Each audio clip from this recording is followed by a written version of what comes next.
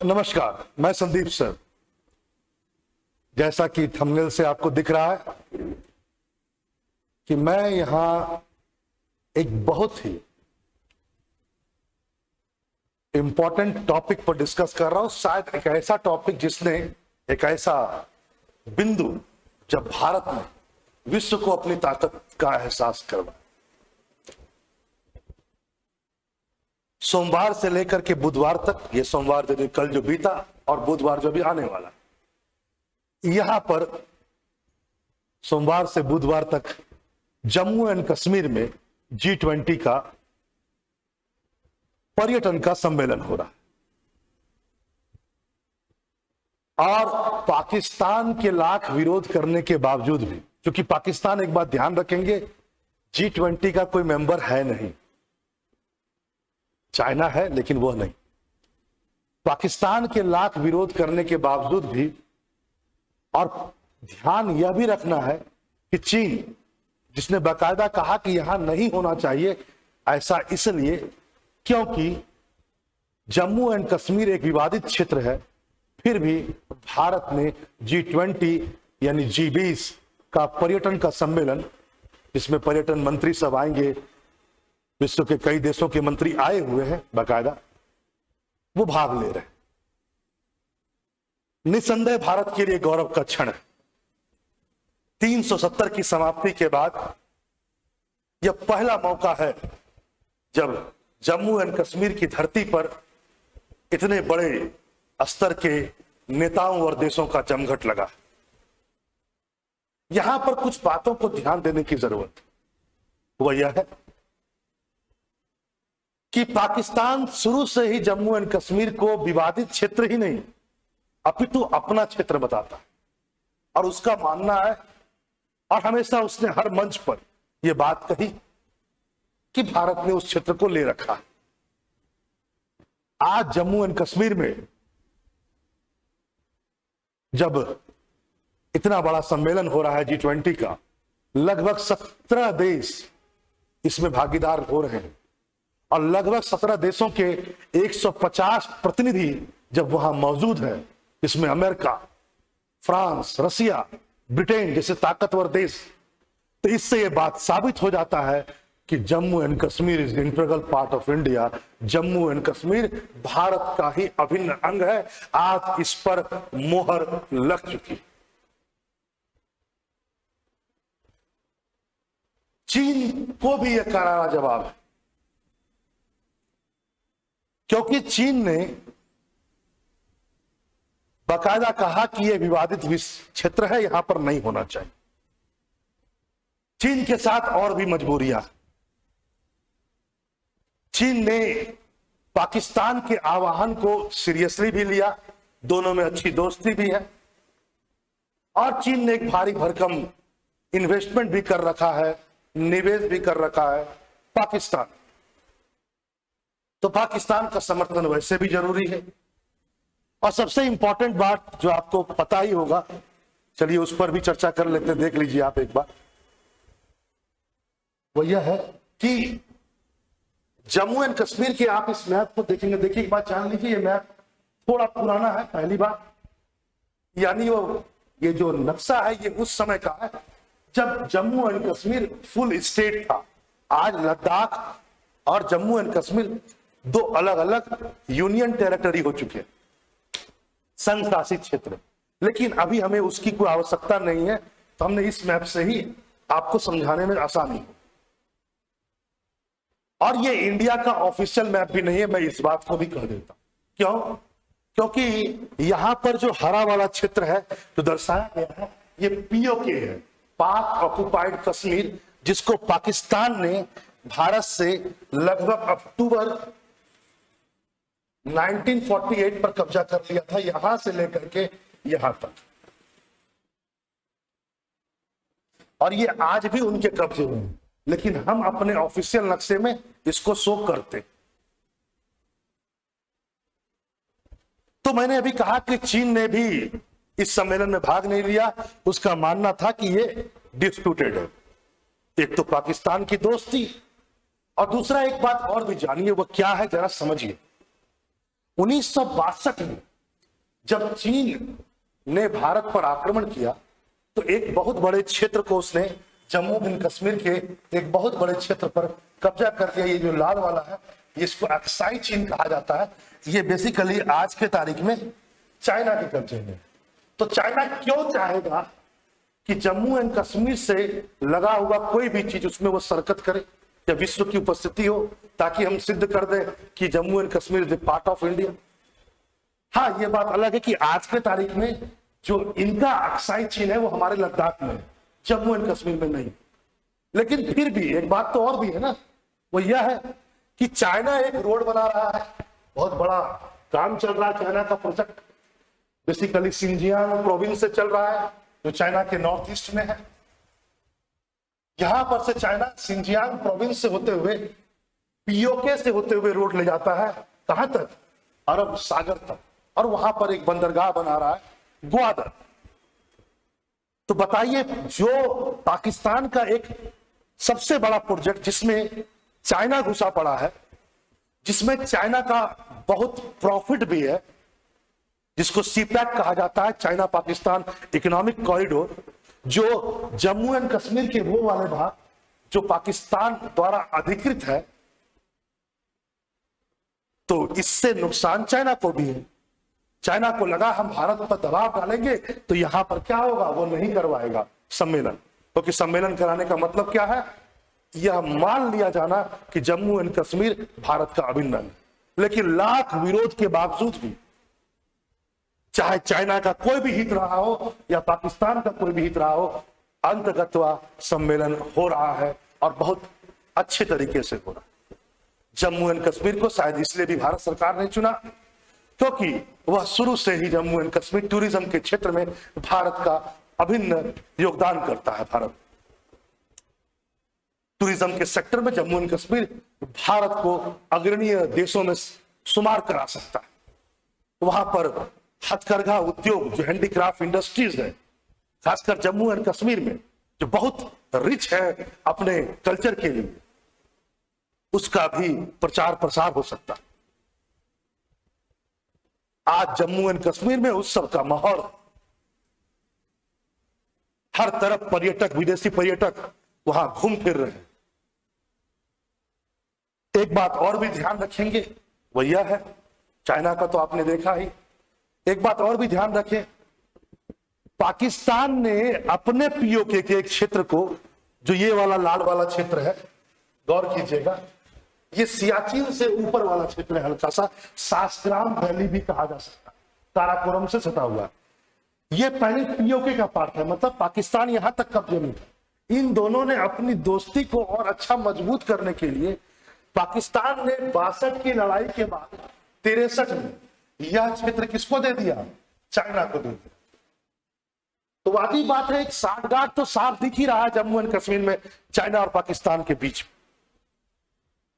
और यह बहुत बड़ा कारण था कि वो दोनों, चाइना शामिल नहीं हुआ यहां के बैठक में। पाकिस्तान, ध्यान रखेंगे, वह नहीं है G20 का हिस्सा। कौन कौन है जरा उस पर देख लीजिए, आपको समझ में आ जाएगा। G20 में बेसिकली जो देश है वो है यूनाइटेड किंगडम, यानी कि England, Australia, Germany, Argentina, Canada, Russia, India, America, Japan, Brazil, Turkey, France, Mexico, Italy, China, European Union, South Korea, Africa और सऊदी अरेबिया। यहां पर कुछ बातों को और भी ध्यान रखना है, वह क्या है जरा समझिए। इंडोनेशिया भी है कि कुछ देशों ने, इसके साथ साथ कुछ देश और भी हैं, क्योंकि मैंने 17 देश बोला, कुछ देश और भी हैं जिन्होंने पाकिस्तान के इस आह्वान को कि आप जम्मू एंड कश्मीर के में जो अधिवेशन हो रहा है भाग न ले, स्वीकार किया। और उसमें सबसे बड़ा नाम आता है, एक है टर्की और दूसरा है सऊदी अरब। टर्की और सऊदी अरब चाइना के साथ साथ, क्योंकि पाकिस्तान तो पार्ट है ही नहीं G20 का, तो ये दोनों भी भाग नहीं। सऊदी अरब का जहां तक बात है तो उसने पाकिस्तान के साथ वफादारी निभाई। दूसरा पॉइंट यह भी देखा जाए कि मुस्लिम एकता को शो करने के लिए भी सऊदी अरब ने यह कदम उठाया। जो पाकिस्तान ने आह्वान किया था। तीसरा बात यह भी ध्यान रखें कि सऊदी अरब से जो हम तेल आयात करते थे, तेल लेते थे, तेल मतलब पेट्रोल और डीजल बोलचाल के शब्द में, तो अभी तक सऊदी अरब इराक के बाद दूसरे नंबर पर आता था जिससे हम लेते थे, लेकिन आज के तारीख में वो तीसरा नंबर पर पहुंच गया। सबसे ज्यादा तेल हम रसिया से ले रहे हैं, फिर इराक से और फिर सऊदी अरब। तो एक नाराजगी सऊदी अरब की वहां से भी देखने को मिलती है। और एक अहम बात यह भी समझिए, सऊदी अरब हो चाहे कई मुस्लिम देश हो, चाहे इंडोनेशिया हो या साउथ ईस्ट कंट्री के और भी देश हो, आप एक चीज गौर करेंगे, जब 1990 के आसपास में हमने उदारीकरण की नीति को अपनाया तो हमारे संबंध अमेरिका से अच्छे होते चले गए। और अमेरिका के ये सब जितने भी सऊदी अरब और देश है, ये सब अमेरिका के एक तरह से कहा जाए पिछलग्गू देश थे। तो जैसे जैसे अमेरिका से हमारे संबंध अच्छे होते गए तो सऊदी अरब से, इंडोनेशिया से भी हमारे संबंध अच्छे होते चले गए। लेकिन आज यदि देखा जाए तो सऊदी अरब और यूएसए के बीच वैसे संबंध नहीं है। आज सऊदी अरब चाइना और रसिया के ज्यादा करीब नजर आता है और अमेरिका से दूर नजर आता है। यह भी एक बहुत बड़ा कारण है सऊदी अरब का G20 के इस सम्मेलन में भाग न लेना। हाँ, उनकी अपनी एक आइडियोलॉजी है, इस्लामिक आइडियोलॉजी, उसको मैं मानता हूं। वैसे भी सऊदी अरब की एक आइडियोलॉजी यह भी है कि भारत में दोबारा से मुस्लिम राष्ट्र स्थापित हो। लेकिन कुछ पॉलिटिकल बातें भी इसमें जानना जरूरी था, और वह यह था कि आज सऊदी अरब चाइना से ज्यादा करीब हो गया है। अगला पॉइंट है टर्की। टर्की भी G20 के इस सम्मेलन से नागारत है जो जम्मू एंड कश्मीर में हो रहा। यानी पाकिस्तान के द्वारा फेंका गया वह सिक्का काम कर गया जिसमें उसने सारे मुस्लिम राष्ट्रों को एक होने कहा अगेंस्ट इंडिया। पाकिस्तान का शुरू से कहना है कि जम्मू कश्मीर मेरा भाग है, वहां पर मुसलमान रहते हैं, जबकि भारतीय मुसलमान इस बात को मानते हैं कि जम्मू कश्मीर भारत का भाग है। जो भी हो, टर्की नहीं आया। टर्की ने फिर से भारत के साथ गद्दारी की, जबकि भारत ने टर्की को अभी 6 फरवरी में टर्की और सीरिया में जबरदस्त भूकंप हुआ। भारत ने ऑपरेशन दोस्त के द्वारा वहां पर मानवीय सहायता पहुंचाई, लेकिन इसके बावजूद भी टर्की एहसान फरामोश निकला और उसने अपने आप को इससे दूरी बनाकर। भारत को सबक लेने की जरूरत है इस चीज से, लेकिन फिर ध्यान रखेंगे जरूर इस बात को और समझेंगे। वो यह है, ठीक है, सऊदी अरब आज की तारीख में, सऊदी अरब, चाइना, मिस्र भी नहीं आया, और वैसे मिस्र है भी नहीं इस G20 का मेंबर, बुलाया जरूर गया था, लेकिन फिर भी इतना जरूर जान लें, चाहे कोई आए या ना आए, अंतरराष्ट्रीय संबंध इमोशन से नहीं चलता है। कोई भी अस्थाई दोस्त और अस्थाई दुश्मन नहीं होता है। जो आज दोस्त है कल दुश्मन बन जाते हैं, और जो दुश्मन है वह दोस्त बन जाते हैं।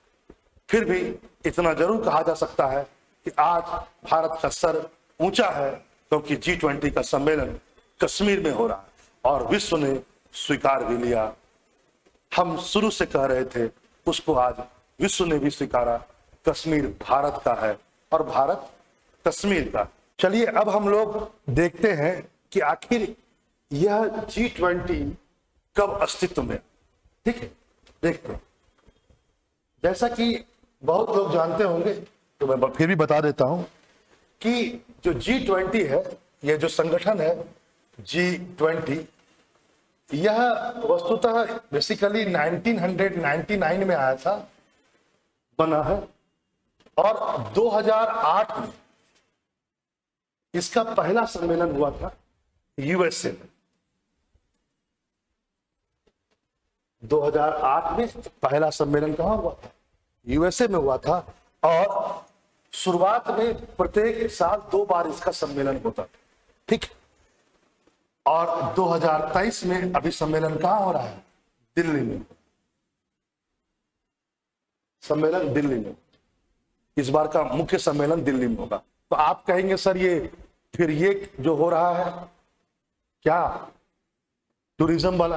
तो एक बात ध्यान रखेंगे, करीब करीब 200 से ऊपर बैठकें होंगी G20 की भारत में, 50 से ऊपर शहर में, 200 बैठकें 50 से ऊपर शहर में, हर चीज पर, फाइनेंस पर पता लगा फाइनेंस मिनिस्टर सब मिल रहे हैं, फिर 20 देशों के गवर्नर यानी कि उनके बैंक के गवर्नर मिलकर के उसकी बात कर रहे हैं, पर्यावरण मंत्री मिलकर के बात कर रहे हैं, उसी ढंग से टूरिज्म वाले जो बात कर रहे हैं उसकी बैठक जम्मू एंड कश्मीर में हो रही है। ठीक है, तो याद रखेंगे G20 की भारत में लगभग 200 बैठकें अभी होगी। अंतिम बैठक जो होगा सितंबर में होगा, जो सबसे महत्वपूर्ण और अंतिम होगा वह होगा शासना अध्यक्ष का मीटिंग, जिसमें 20 देश के जो शासना अध्यक्ष होंगे, या तो कहीं के प्रधानमंत्री हेड होते हैं, कहीं के राष्ट्रपति होते हैं, तो वो आएंगे और शिरकत करेंगे दिल्ली में। वो अंतिम होगा, लेकिन उससे पहले 200 बैठकें होंगी, उसी में से एक महीने कश्मीर में भी, अब 50 से ऊपर शहरों में होगा। एक बात यह भी ध्यान रखें, वो यह है कि G20 में 20 देश कौन कौन थे, तो मैंने अभी बताया ही था। इस बात को फिर दोबारा आप देखना चाहें तो देख सकते हैं G20 में कौन कौन से देश हैं, तो आपको ये सारे देश आपको दिख ही रहा होगा कि कौन कौन से देश हैं। ये 20 देश यही है। इसमें पाकिस्तान याद रखेंगे नहीं है, न ही इजिप्ट है। पाकिस्तान जो बोल रहा था कि यह मुसलमान देश इसका विरोध करे, तो वो तो नहीं था, लेकिन टर्की और आपको पता चल गया सऊदी अरब ने साथ दे दिया। टर्की और सऊदी अरब दोनों ही मेंबर है, याद रखेंगे। लेकिन एक बात यह भी ध्यान रखेंगे कि मुस्लिम देशों में सबसे बड़ा मुस्लिम देश, मुस्लिम आबादी का देश जो मैक्सिको है, सॉरी जो इंडोनेशिया है, वो आया है। तो सारे मुस्लिम कंट्रीज ने विरोध नहीं किया है। इंडोनेशिया विश्व का सबसे बड़ा मुस्लिम देश है, 25 करोड़ की आबादी है उसने, लेकिन वह शिरकत किया है। तो यही 20 देश हैं। और ध्यान रखेंगे लगभग 85% का प्रोडक्शन अकेले यही विश्व का, टोटल विश्व के लगभग 85% प्रोडक्शन यही देश करते हैं। लगभग टोटल पॉपुलेशन का 2/3, 2/3 हिस्सा इन्हीं का है। चलिए इसी के साथ फिर अगले टॉपिक के साथ मिलेंगे। नमस्कार।